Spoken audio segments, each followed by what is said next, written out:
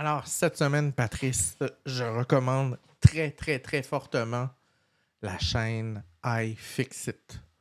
Alors, si tu peux nous mettre ça à l'écran, iFixit, c'est pour ceux là, qui font des réparations eux-mêmes, là, c'est une chaîne incontournable. Oui, iFixit, oui, Patrice, tu as dû tomber sur cette chaîne-là oui. plusieurs fois. Ils vendent en passant de très bons kits D'outils, ben oui. d'outils pour ouvrir de l'électronique avec tous les petits tournevis spéciaux que vous pouvez avoir à rencontrer des fois en défaisant de l'électronique. Et ils vous font un step-by-step. Donc, on peut voir à peu près n'importe quel équipement électronique populaire, que ce soit un Mac, whatever. Donc là, oups, j'ai changé de choses par erreur. Donc, si jamais vous voulez démonter quelque chose, allez sur la chaîne iFixit. Faites juste taper iFixit et le nom de votre objet, que ce soit, je sais pas, Samsung, whatever.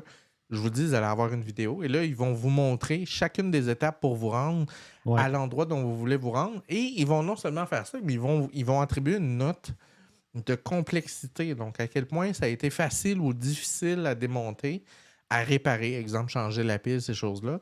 Et ils sont rendus qu'à chaque année, ils publient une espèce de revue de ce qu'on appelle la cote de réparabilité. Donc, ils sont très, très hautes.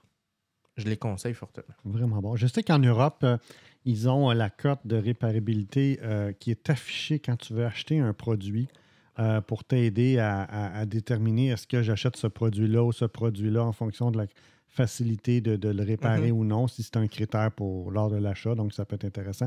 Donc, ouais, vraiment intéressant comme site.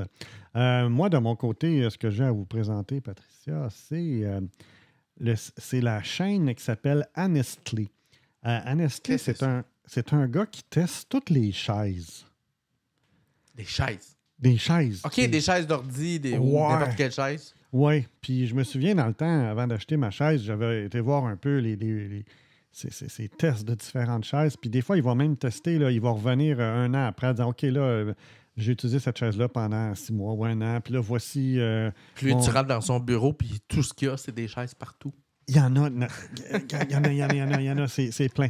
Tout ça pour dire que c'est vraiment bon parce que si jamais vous voulez investir dans une chaise, allez faire un tour. Il va vous donner par palmarès, par strate de prix en fonction de ce que vous voulez investir.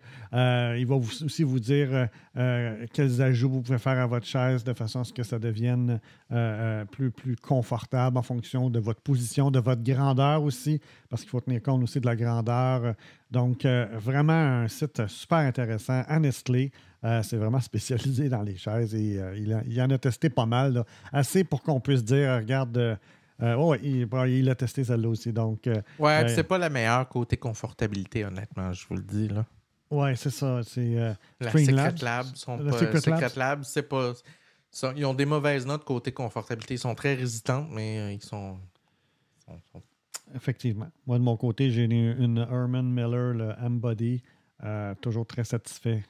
Super confortable avec différents angles. Donc, j'aime beaucoup, beaucoup, beaucoup.